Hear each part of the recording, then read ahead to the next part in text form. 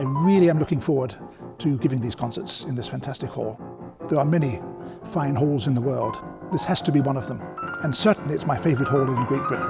It's particularly good for a recital because the acoustics are so fine.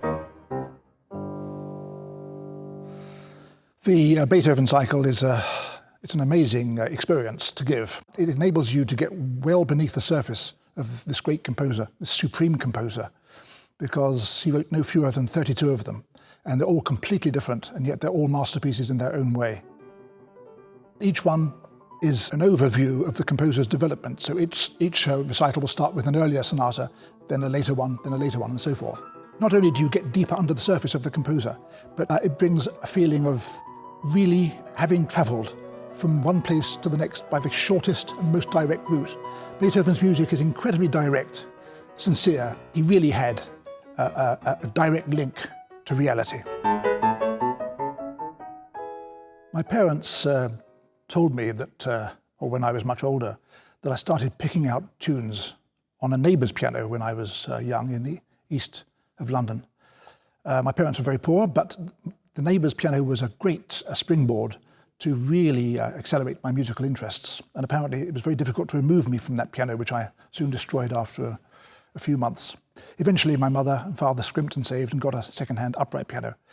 And shortly after that I realised the godlike music that Beethoven wrote. Although I don't like specialising in one composer only, I think that he gives the most wide range of dynamic, tonal and emotional output, together with a colossal imagination.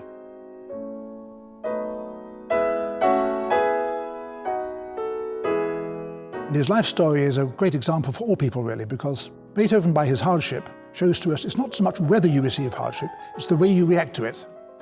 Now, he could have, in fact, he did contemplate suicide after this profound deafness. But what did he do? He turned it to great advantage to himself and especially to the millions who've enjoyed his music since, by becoming a supreme composer.